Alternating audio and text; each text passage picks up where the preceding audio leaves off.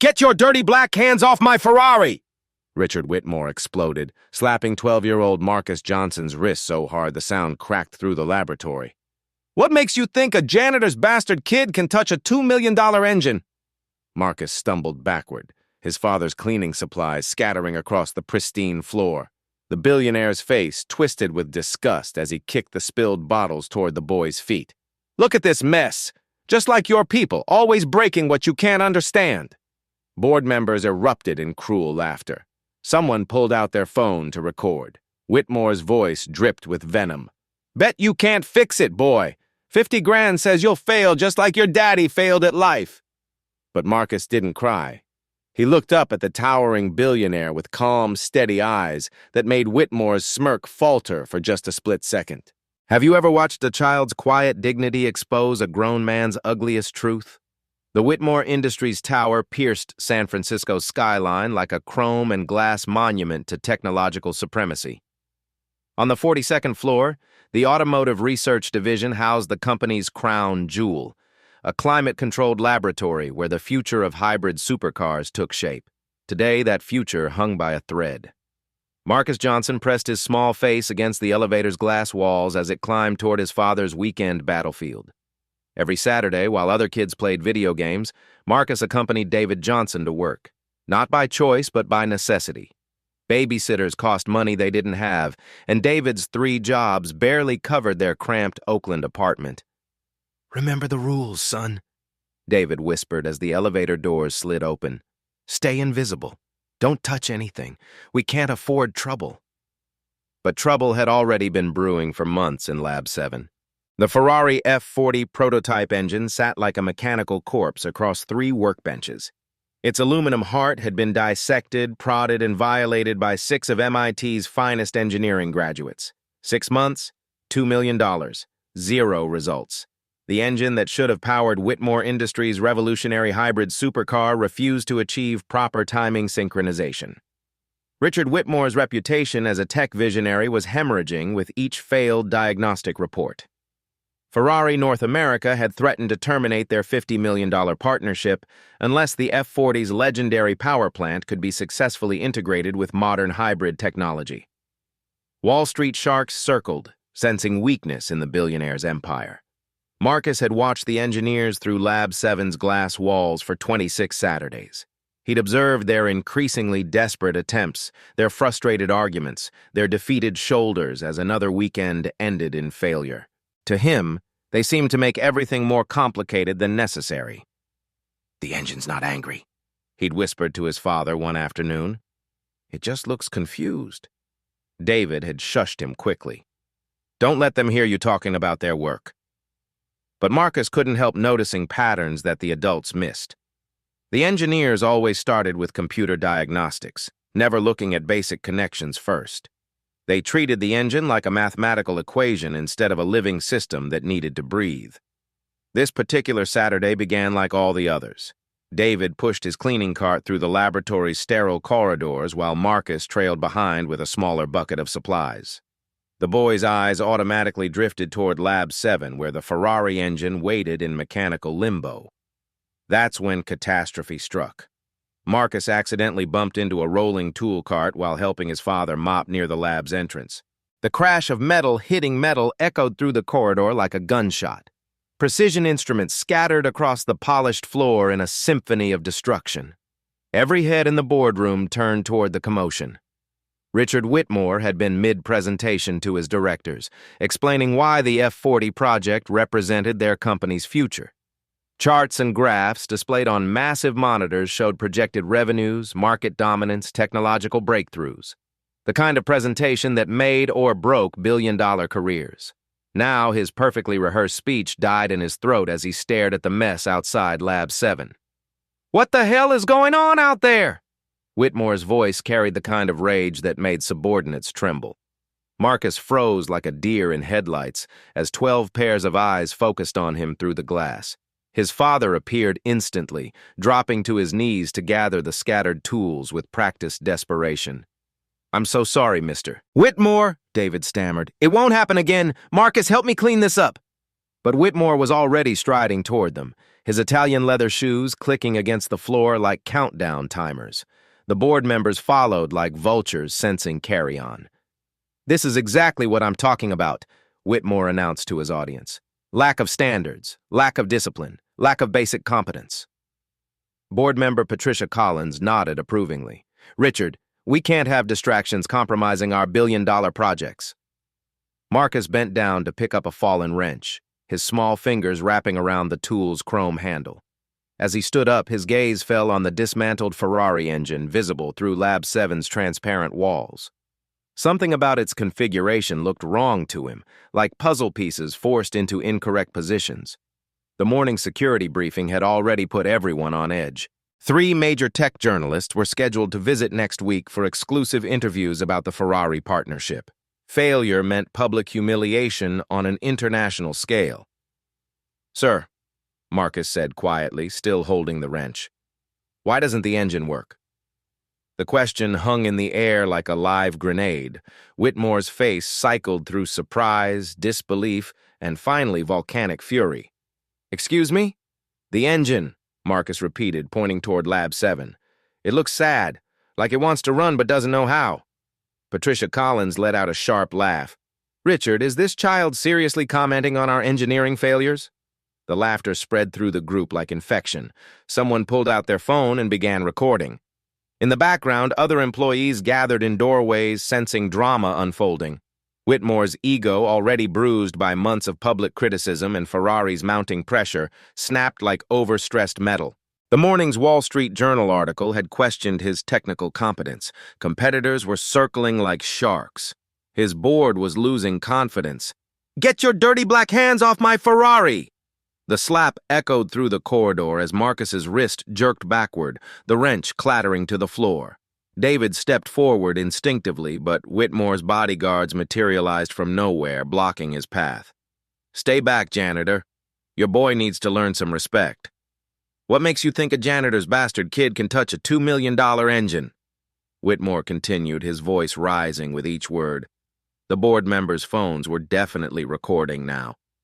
Marcus stumbled backward as his father's cleaning supplies scattered across the pristine floor. Bottles of industrial cleaner rolled toward expensive equipment. The billionaire's face twisted with disgust as he kicked the spilled containers toward the boy's feet. "Look at this mess! Just like your people, always breaking what you can't understand." The cruelty in Whitmore's voice made several employees shift uncomfortably, but none intervened. Security guards exchanged uncertain glances. This was beyond their training manual. "Be it you can't fix it, boy!" Whitmore snarled, jabbing his finger toward Lab 7. $50,000 says you'll fail just like your daddy failed at life." David's shoulders sagged as if struck by physical blows. 20 years of honest work, of raising his son alone after Marcus's mother died, of sacrificing everything for dignity and hope, all reduced to public humiliation in 30 seconds. But Marcus didn't cry. He looked up at the towering billionaire with calm, steady eyes that made Whitmore's smirk falter for just a split second. "I could try," the boy said quietly. The words dropped into stunned silence like stones into still water. "What did you say?" Whitmore demanded. "I said I could try to help the engine," Marcus repeated, his voice gaining strength. "If you really want to bet." Patricia Collins laughed so hard she nearly dropped her phone. "Oh, this is precious! Richard, you can't be serious about taking a bet from a 12-year-old. But something in Marcus's steady gaze had triggered Whitmore's worst instincts. The billionaire's need to prove his superiority, to crush any challenge to his authority, overrode all rational thought. The crowd was growing. The maintenance staff whispered in Spanish. Engineers emerged from their labs to witness the spectacle. Someone mentioned live streaming. "Fine," Whitmore announced, his voice carrying throughout the corridor. $50,000 if this little ghetto genius can fix what my MIT engineers couldn't." He turned to address his board members and the growing crowd of employees who'd gathered to witness the spectacle. "But when he fails, and he will fail spectacularly, his father loses his job immediately. No severance, no references, nothing." The stakes hung in the air like a death sentence. David's face went ashen as he realized his livelihood now depended on his 12-year-old son accomplishing the impossible. 2 hours, Whitmore continued, checking his platinum Rolex with theatrical precision. Full documentation. Security cameras will record every moment of this child's humiliation. Someone in the crowd whispered about calling social services. Others pulled out phones to live stream what was clearly about to become viral content. The hashtag #BetYouCan'tFixIt began its journey into internet infamy. Marcus looked at his father's terrified expression, then back at the Ferrari engine waiting in Lab 7. The machine didn't look impossible to him. It just looked lonely, like it needed someone to listen to what it was trying to say. "Okay," Marcus said simply. Whitmore's grin stretched across his face like a predator sensing wounded prey. "Excellent! Let's see exactly how much your daddy's job is worth." But here's where Richard Whitmore made his first critical mistake. In his arrogance and prejudice, he had no idea who he was really challenging. Marcus Johnson's mechanical genius hadn't emerged from expensive tutoring or prestigious schools. It was born from necessity in a cramped Oakland apartment where broken things stayed broken unless a 12-year-old boy figured out how to fix them. The foundation of Marcus's understanding began 3 years earlier when their refrigerator died on a sweltering July afternoon. David had stared at the repair estimate with the hollow expression of a man watching his grocery budget evaporate. $200 they didn't have for a compressor replacement. "We'll eat canned food until I get my next paycheck," David had said quietly. But 9-year-old Marcus couldn't accept that solution. While his father worked his evening shift at the hospital, Marcus dragged a kitchen chair to the refrigerator and began his investigation. He'd watched YouTube videos on the library's computers, studying how cooling systems worked. The compressor wasn't actually dead, he realized. I was just confused about when to turn it on. A loose wire connection had been sending mixed signals to the temperature sensor. Marcus traced the problem with the methodical patience of a child who understood that mistakes meant hungry nights. When David returned home to find cold milk and humming machinery, he'd stared at his son with a mixture of pride and concern. "How did you know how to do that?" Marcus had shrugged with the casual confidence that would later unnerve billionaire executives. "Things aren't really broken, Dad. They just forget how to talk to each other." That phrase became Marcus's guiding philosophy, refined through countless repairs in their low-income housing complex. Mrs. Rodriguez's washing machine wouldn't drain because a sock was blocking the pump filter. Mr. Brooks's car wouldn't start because battery terminals had corroded beyond electrical connection. The building's elevator jerked and stuttered until Marcus cleaned dirt from a position sensor. Each victory taught him the same lesson. Complex problems often had simple solutions that adults overlooked because they expected complexity. David had worried about his son's obsession with mechanical systems. Smart black boys made some people uncomfortable, and Marcus's curiosity drew attention they couldn't afford. "Sometimes it's safer to stay invisible," David would warn gently. But invisibility proved impossible for a child who saw solutions everywhere. Adults saw only expensive problems. The public library became Marcus's technical university. While other kids checked out adventure stories, Marcus devoured repair manuals and engineering textbooks written for college students. He filled a worn composition notebook with hand-drawn diagrams, creating his own repair encyclopedia. Circuit boards, engine schematics, hydraulic systems. His 12-year-old handwriting documented solutions to problems he hadn't even encountered yet. The librarians initially questioned whether a child could understand such advanced material. Then Marcus fixed their broken book scanner by realizing someone had installed the paper feed backwards. Word spread quietly among the staff about the boy who made complicated things simple. Marcus's Saturday observations at Whitmore Industries had only reinforced his philosophy. Through Lab 7's glass walls, he'd watched MIT graduates attack the Ferrari engine with sophisticated diagnostic equipment and complex theoretical approaches. They treated each component as an isolated problem instead of recognizing the engine as a connected system. To Marcus, their methods seemed backwards. They started with computer analysis instead of basic observation. They assumed electronic solutions for what might be mechanical problems. They focused on individual components rather than understanding how parts communicated with each other.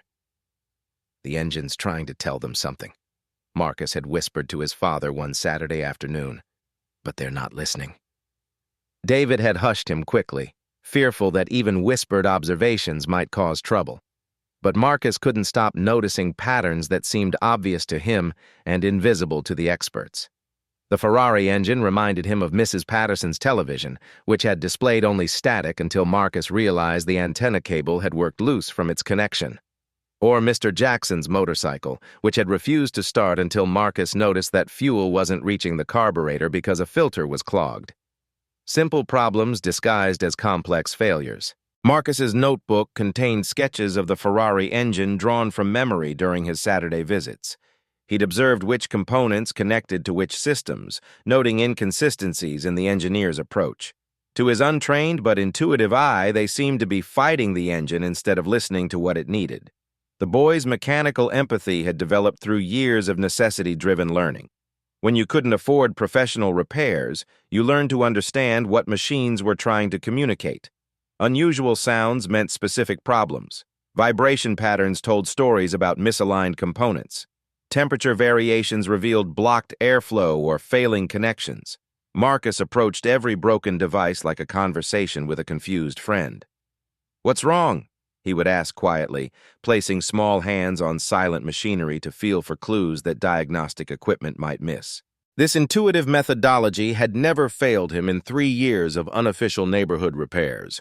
Refrigerators, washing machines, cars, televisions, computers, all had surrendered their secrets to patient observation and gentle curiosity. Now, standing before the Ferrari F40 engine that had defeated MIT's finest minds, Marcus felt the familiar calm that preceded every successful repair. The machine wasn't broken, he was certain. It was just lonely, disconnected from the conversation it needed to have with its electronic systems. "Things aren't really broken," Marcus whispered to himself, echoing the motto that had guided him through every mechanical mystery. "They just forget how to talk to each other." He was about to prove that philosophy could triumph over 6 months of expensive failure. The transformation of Lab 7 into a gladiatorial arena happened with corporate efficiency that would have impressed the Romans. Within minutes of Whitmore's public challenge, the sterile engineering space filled with spectators hungry for blood sport disguised as technological demonstration. Security personnel installed a massive digital countdown timer on the lab's main wall, 2 hours, 0 minutes, and 0 seconds. The red numbers glowed like a countdown to execution, visible from every angle in the glass-enclosed space. Camera crews materialized from the building's media relations department, positioning equipment to capture every angle of what Whitmore confidently expected to be Marcus's humiliating failure. "Ladies and gentlemen," Whitmore announced to the growing crowd, his voice carrying the theatrical flair of a circus ringmaster. "Welcome to a lesson in reality versus fantasy." The Ferrari F40 engine dominated 3 interconnected workbenches, its components spread across the space like the dissected remains of a mechanical autopsy. Aluminum cylinders gleamed under surgical lighting. Wiring harnesses snaked between diagnostic computers. 6 months of failed attempts had left the workspace looking like a monument to expensive frustration. Board members clustered near the observation windows, their phones already live-streaming to personal social media accounts. Patricia Collins had started a private betting pool among the executives, with odds heavily favoring Marcus's spectacular failure within the first 30 minutes. "The rules are simple," Whitmore continued, gesturing toward Marcus with the casual dismissal reserved for doomed gladiators. 2 hours to accomplish what our team of MIT graduates couldn't achieve in 6 months. Full documentation, no assistance, no second chances. David stood frozen near the lab's entrance, his face ashen as he watched his family's future being wagered like poker chips. Other maintenance staff gathered behind him, their silent presence offering what little moral support they could provide without risking their own jobs. The growing crowd included engineers from every department, drawn by rumors of the impossible challenge spreading through the building's communication channels. Some whispered about the ethical implications of using a child as corporate entertainment. Others pulled out phones to document what promised to become legendary workplace footage. That's when Dr. Elena Rodriguez arrived. The legendary Ferrari engineer's presence shifted the room's energy like the appearance of a heavyweight champion at an amateur boxing match. Her reputation preceded her through the automotive industry. 30 years designing powertrains for Formula One champions, chief architect of Ferrari's hybrid technology integration, consultant to every major manufacturer seeking Italian engineering excellence. I heard about this challenge, Dr. Rodriguez announced, her voice carrying the authority of someone accustomed to being taken seriously. I want to observe. Whitmore's confident smirk wavered slightly. Dr. Rodriguez's presence legitimized the event in ways he hadn't anticipated. Her evaluation would carry weight far beyond corporate politics, potentially reaching Ferrari's executive leadership in Maranello. Of course, Doctor, Whitmore recovered quickly. We're honored by your interest in our little demonstration. Dr. Rodriguez ignored his patronizing tone and approached Marcus directly. The 12-year-old stood calmly beside the dismantled engine, his small hands clasped behind his back as he studied the mechanical puzzle spread before him. Young man, Dr. Rodriguez said, kneeling to meet Marcus at eye level. Before you begin, what do you see when you look at this engine? The question carried genuine curiosity rather than condescension. Marcus tilted his head thoughtfully, considering his words carefully before responding. Ma'am, I see a really fancy puzzle that's mad because someone mixed up its pieces, Marcus replied. Like when you try to put together a jigsaw without looking at the picture on the box. Dr. Rodriguez raised an eyebrow with interest while Whitmore scoffed loudly behind them. Several engineers exchanged uncertain glances, recognizing unexpected wisdom in the child's simple analogy. Interesting perspective, Dr. Rodriguez mused. And what do you think this puzzle is trying to tell us? Marcus moved closer to the engine, his gaze scanning the components with methodical precision. It wants to sing, but all its words are in the wrong order. The parts know how to work together, but somebody taught them the wrong song.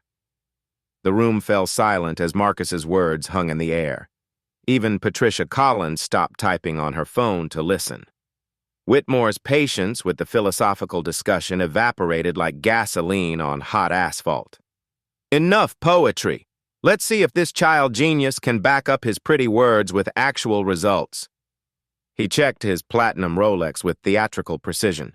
The clock starts now. 2 hours to prove that natural talent beats expensive education.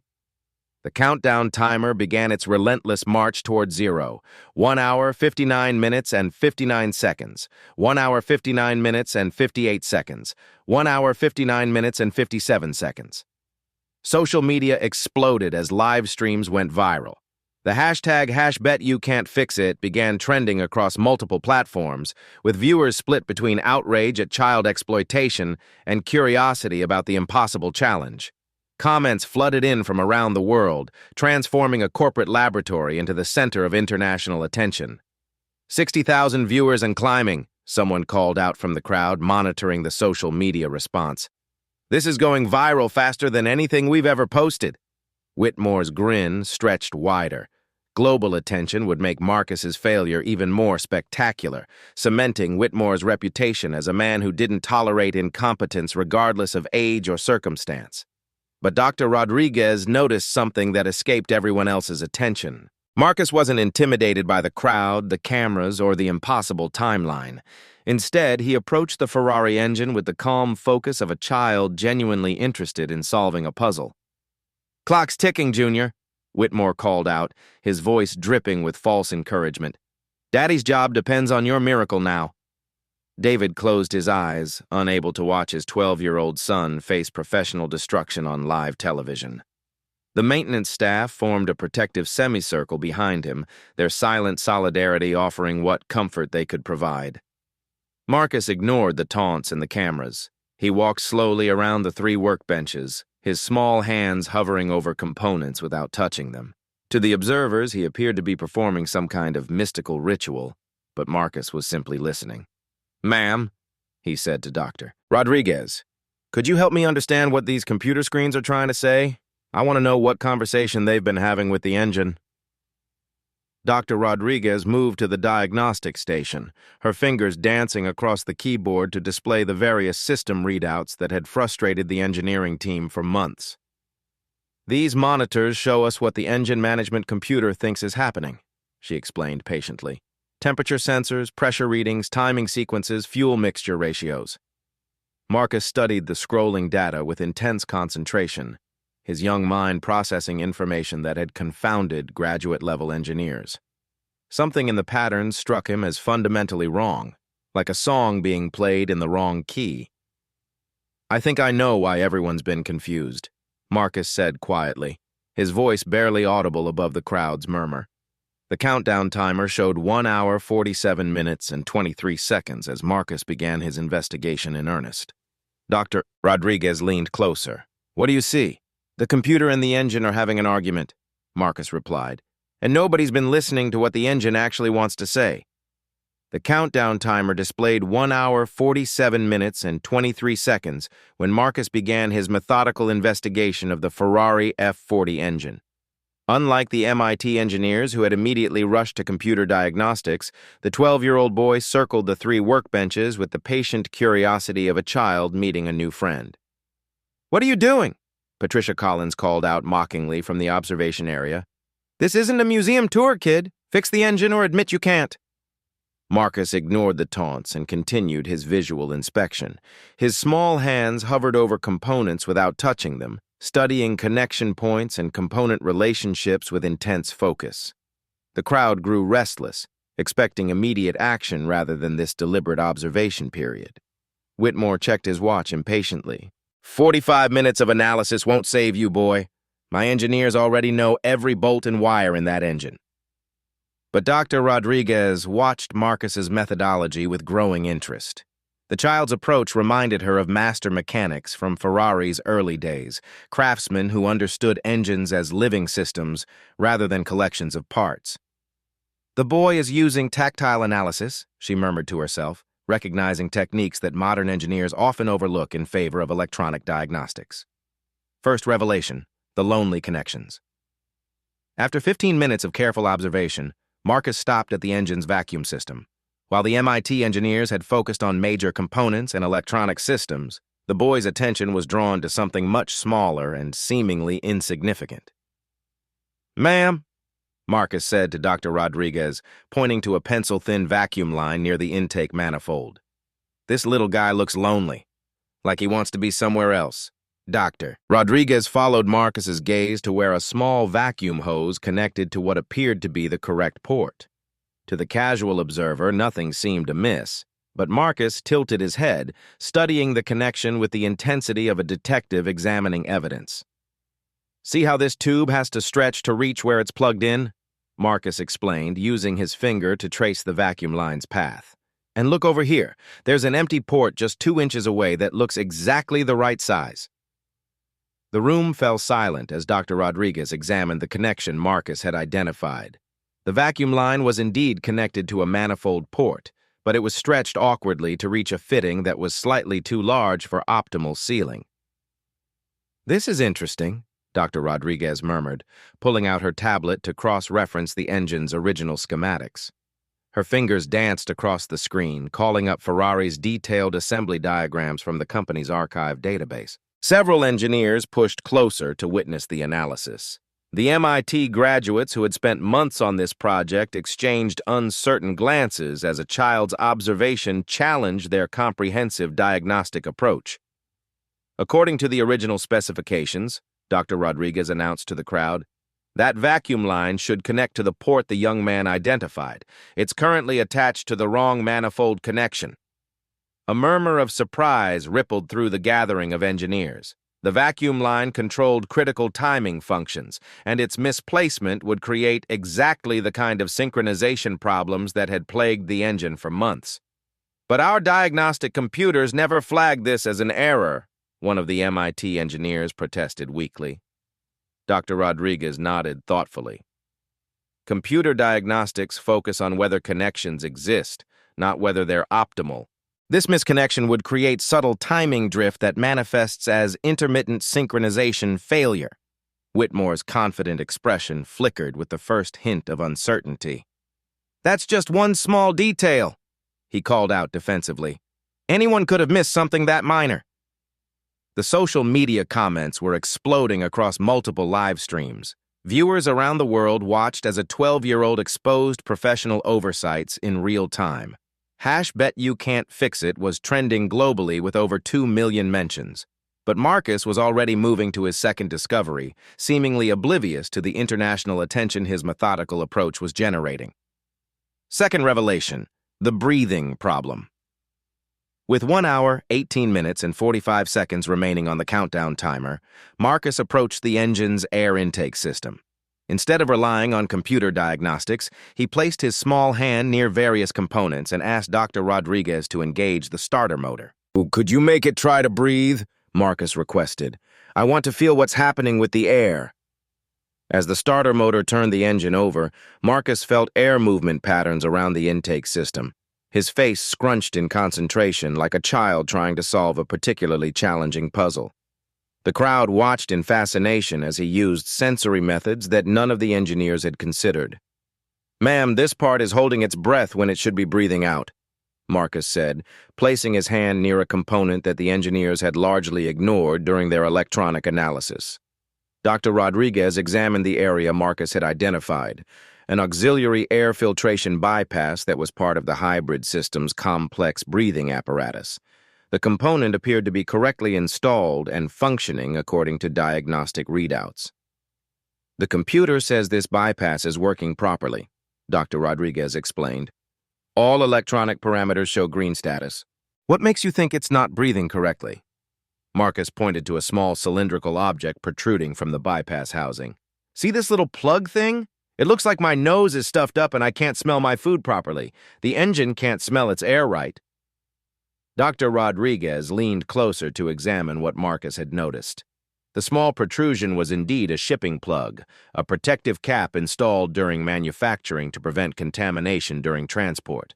According to standard procedure, these plugs should be removed during final assembly. "Oh my God," Dr. Rodriguez breathed, pulling out her inspection light for a closer look. "This shipping plug was never removed. It's been blocking optimal airflow for 6 months." The revelation sent shockwaves through the crowd of engineers. A collective gasp rose from the MIT graduates who had painstakingly analyzed every major system while overlooking a piece of plastic the size of a wine cork. "How is that possible?"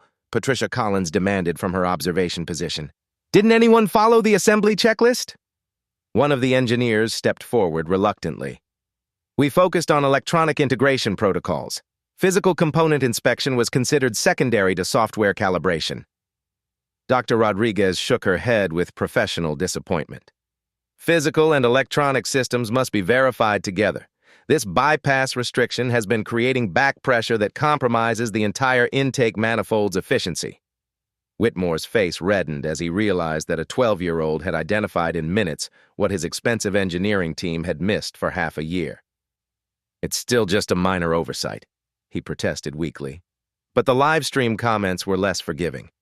Technical viewers from around the world were expressing amazement that fundamental inspection procedures had been ignored. The hashtag #ShippingPlugFail began trending alongside the main story. Marcus wasn't finished with his discoveries. The countdown timer showed 0 hours, 54 minutes, and 12 seconds as he turned his attention to the most complex challenge yet. Third revelation, the language barrier.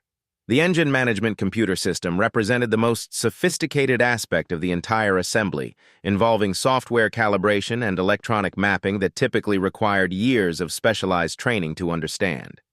The MIT engineers had spent weeks adjusting computer parameters, trying different calibration maps, and analyzing electronic communication protocols. Their diagnostic reports filled binders with technical data that seemed to prove the engine's mechanical components were fundamentally incompatible with modern hybrid technology. Software engineers had been consulted. Ferrari's own technical support had been contacted multiple times. But Marcus approached the problem with his characteristic simplicity, studying the diagnostic displays with the fresh perspective of someone unencumbered by preconceived notions. "Ma'am," he said to Dr. Rodriguez, "why is this computer trying to talk to the engine in Spanish when the engine only speaks Italian?" Dr. Rodriguez paused, intrigued by the analogy. "What do you mean by different languages?" Marcus pulled out his worn composition notebook, flipping to a page covered with hand-drawn diagrams. "I've been watching the engineers work for lots of Saturdays. They keep trying to make the engine follow new rules, but maybe the engine wants to keep using its old rules." He showed Dr. Rodriguez his sketches comparing modern engine management protocols with what he'd observed about the Ferrari's unique characteristics. The drawings were surprisingly sophisticated, showing fuel delivery timing, ignition sequences, and sensor communication patterns. "See, this engine was born knowing how to talk a certain way," Marcus continued, his 12-year-old vocabulary struggling to express complex technical concepts. "But everyone keeps trying to teach it new words instead of learning its original language." Dr. Rodriguez studied Marcus's notebook with growing amazement. The boy's intuitive diagrams showed remarkable understanding of the fundamental incompatibility between Ferrari's heritage calibration systems and modern generic engine management software. "You're suggesting that we're using contemporary engine maps instead of Ferrari-specific calibration values," Dr. Rodriguez said slowly. "The engine wants to sing its old song," Marcus replied simply, "but the computer keeps trying to make it sing new music that doesn't fit its voice." Dr. Rodriguez pulled up the current calibration settings on her tablet, comparing them to Ferrari's original specifications archived in her personal database. The discrepancy was immediately obvious once she knew what to look for. "The fuel mapping is completely wrong," she announced to the stunned crowd.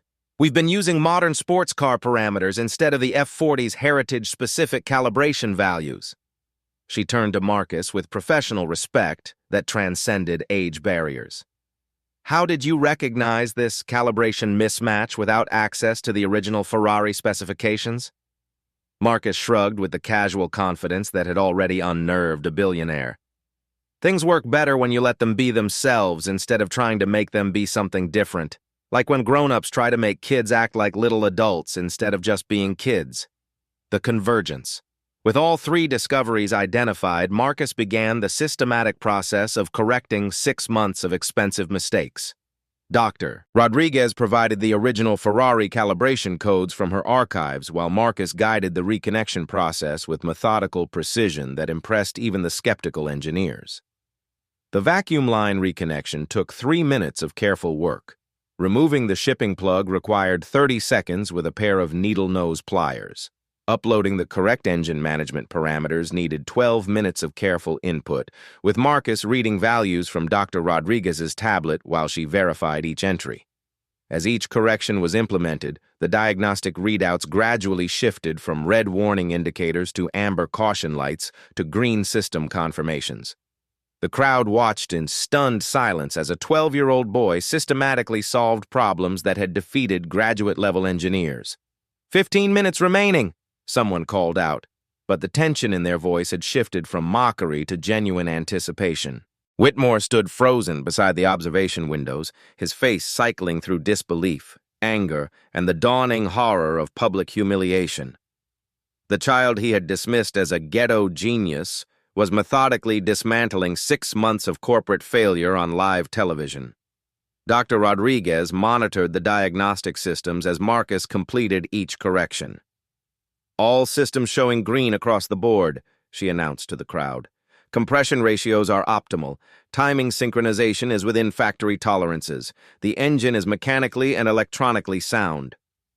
Marcus stepped back from the workbenches and looked up at Dr. Rodriguez with quiet satisfaction. "I think it's ready to remember how to sing now."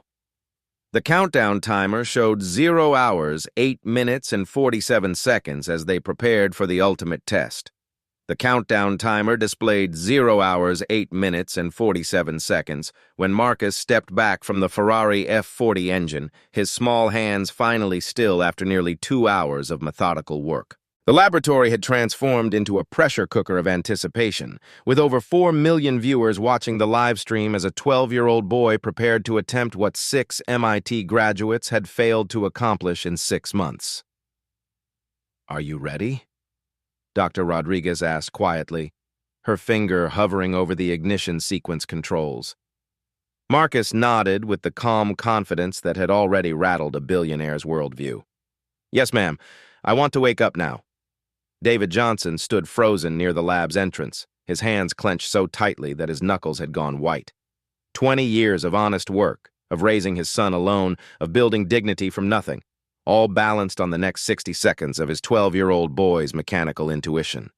Whitmore's face had drained of color as the reality of his situation crystallized. Global media attention, viral social media coverage, board members recording every moment. If Marcus succeeded, Whitmore wouldn't just lose $50,000. He'd lose his reputation as a man who could recognize talent and competence. "Clock's running, Junior," Whitmore called out with forced bravado, but his voice cracked slightly on the words. "Time to put up or shut up." Marcus ignored the taunt and placed his small hand on the engine's main housing, almost as if saying goodbye to a friend. The gesture struck several observers as strangely touching, a child's innocent connection to machinery that adults treated as mere collections of parts and specifications. "Ma'am," Marcus said to Dr. Rodriguez, "could you start with just the fuel pump? I want to make sure it's singing the right tune before we wake up the whole engine." Dr. Rodriguez nodded approvingly. The request demonstrated sophisticated understanding of proper startup sequence, something that should have been beyond a 12-year-old's knowledge but somehow wasn't. She engaged the fuel pump relay. The distinctive whirring sound filled the laboratory as pressurized fuel began flowing through lines that had been dry for months. Marcus listened intently, his head tilted like a musician tuning an instrument. "That sounds happy," Marcus said with satisfaction. "Now the computer can try to talk to the engine." Dr. Rodriguez initiated the engine management system startup sequence. Display screens around the workbenches flickered to life, showing diagnostic readouts that had displayed error codes for half a year. Green indicators began appearing across multiple systems as the computer recognized properly connected components and correct calibration values. "All systems nominal," Dr. Rodriguez announced to the breathless crowd. "Fuel pressure is optimal. Electronic communication established. Ready for the ignition sequence." The countdown timer showed 0 hours, 4 minutes, and 23 seconds. Marcus looked up at his father, whose terrified expression hadn't changed in 2 hours. "Don't worry, Daddy," I asked nicely, "and now I want to work." The simple words spoken with absolute certainty somehow carried more weight than months of technical analysis. David's eyes filled with tears as he realized his son possessed not just mechanical genius, but the kind of quiet confidence that couldn't be taught or faked.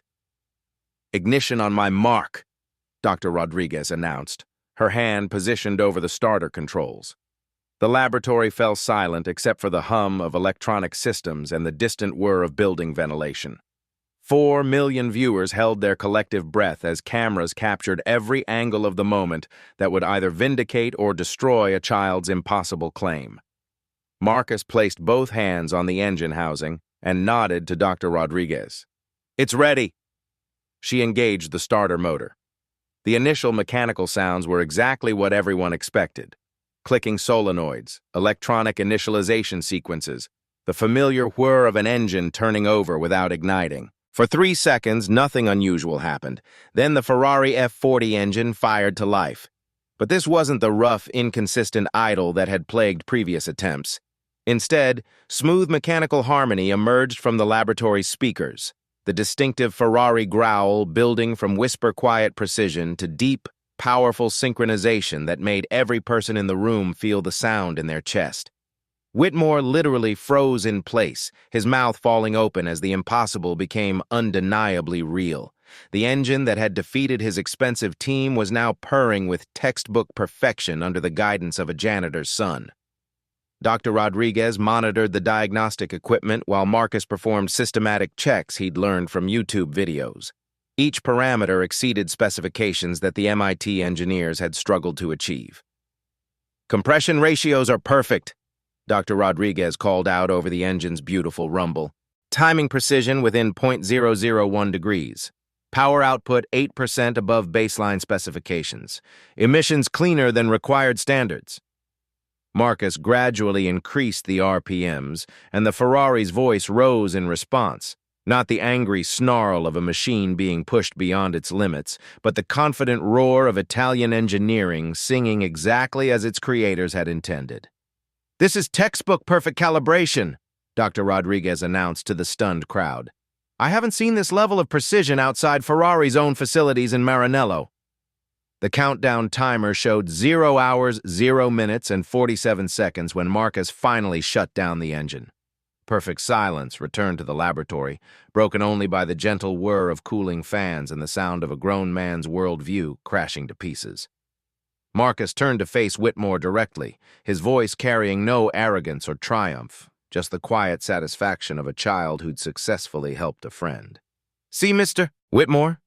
It just needed someone to listen to what it was trying to say. It's happy now."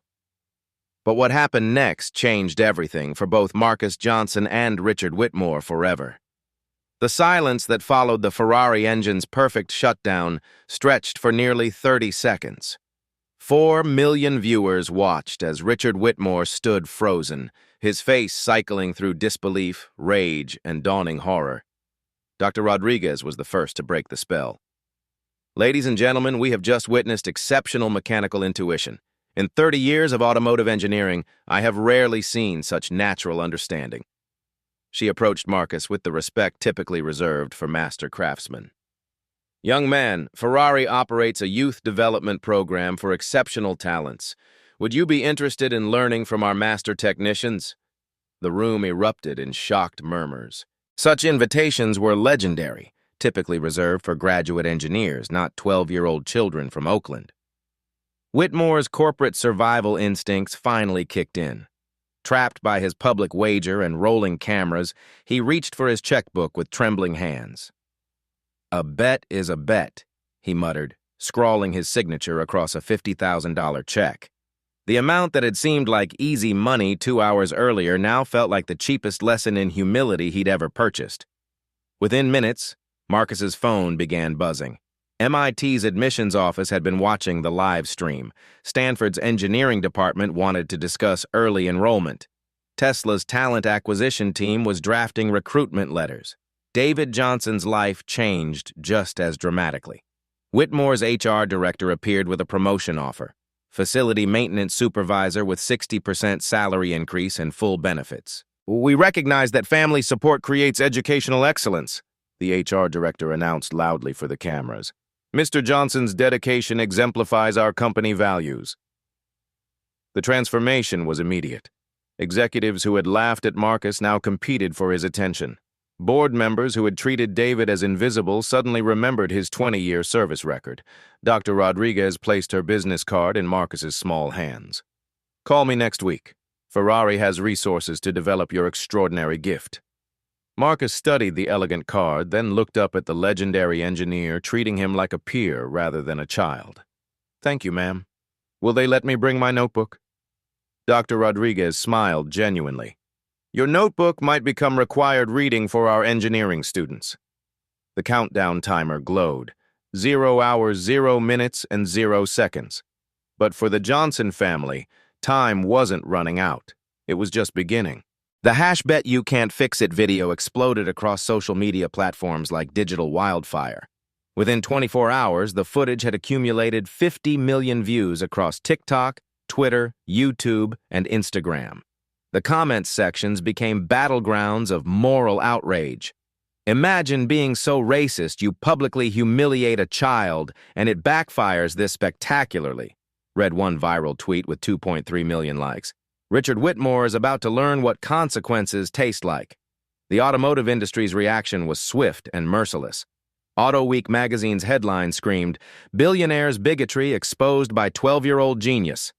Motor Trend published an editorial titled, "When Prejudice Meets Competence, a Corporate Masterclass." But the real damage came from Dr. Elena Rodriguez's official report to Ferrari North America. Her assessment landed on executive desks in Maranello within 48 hours, written with clinical precision. The document didn't focus on Marcus's achievement. Instead, it dissected Richard Whitmore's judgment failures with surgical accuracy. Mr. Whitmore demonstrated a fundamental inability to recognize technical competence when it contradicted his personal biases, Rodriguez wrote. His public treatment of a gifted child raises serious questions about corporate culture and decision-making processes. Ferrari's response came in a terse press release.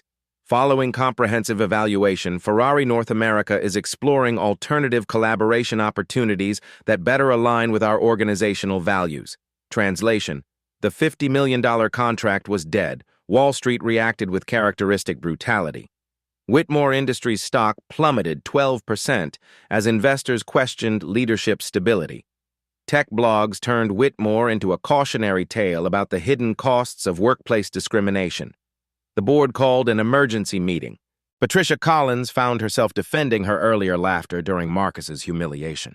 Her explanation, "I was simply surprised by the unusual situation," satisfied no one. Corporate legal counsel recommended immediate sensitivity training for all executives, but the most devastating consequences were personal. Whitmore's keynote speech at the International Technology Summit was quietly canceled. Conference organizers cited scheduling conflicts, but industry insiders understood the real message. Nobody wanted association with the man synonymous with prejudicial incompetence. His children's private school became uncomfortable. Playground conversations turned awkward as other parents discussed the incident with barely concealed judgment. His wife received pointed questions at charity events about family values. The mansion's staff noticed behavioral changes. Whitmore stopped making casual comments about service workers. He began saying please and thank you to housekeeping staff who had previously been invisible. Competing companies leveraged the incident with surgical precision. Tesla's diversity recruitment campaign featured, "Genius doesn't discriminate, neither do we." Ford's latest commercial showed engineers of all backgrounds collaborating on projects. Whitmore Industries lost 3 major contracts as clients quietly transferred business to competitors, guaranteeing inclusive innovation environments. The financial impact reached 8 figures within the first month. Professional isolation proved most painful.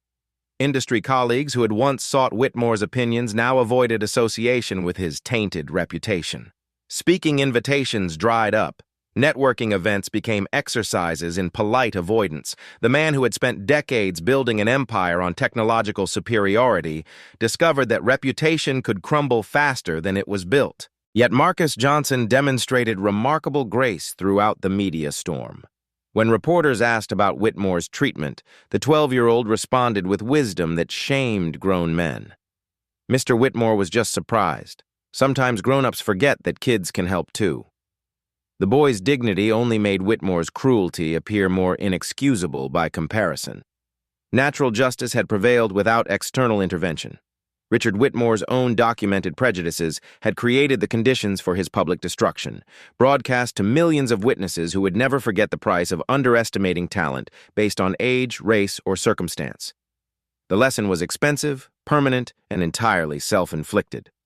6 months later, Marcus Johnson thrives in Ferrari's youth apprentice program while maintaining straight A's in Stanford's accelerated engineering track. His worn composition notebook now sits in Ferrari's technical library in Maranello, its hand-drawn diagrams teaching master mechanics that wisdom comes in unexpected packages. David Johnson manages Whitmore Industries' entire facilities division, his promotion a permanent reminder of the day his son changed everything. Their Oakland department has been replaced by a modest house with a garage where Marcus tinkers with engines donated by admiring engineers worldwide. The Ferrari F40 engine runs flawlessly in Whitmore's prototype, generating millions in revenue that could have been Whitmore's legacy. Instead, it stands as proof that genius doesn't announce itself with expensive credentials. It whispers quietly in the voices of those brave enough to see beyond surface assumptions. Every person you encounter carries unique potential waiting for recognition. Have you ever witnessed someone prove their worth against impossible odds? Share your story below. If Marcus's courage inspired you to believe in unexpected potential, hit subscribe, because sharp-eyed viewers will notice something special at the 423 mark that reveals the true power of listening.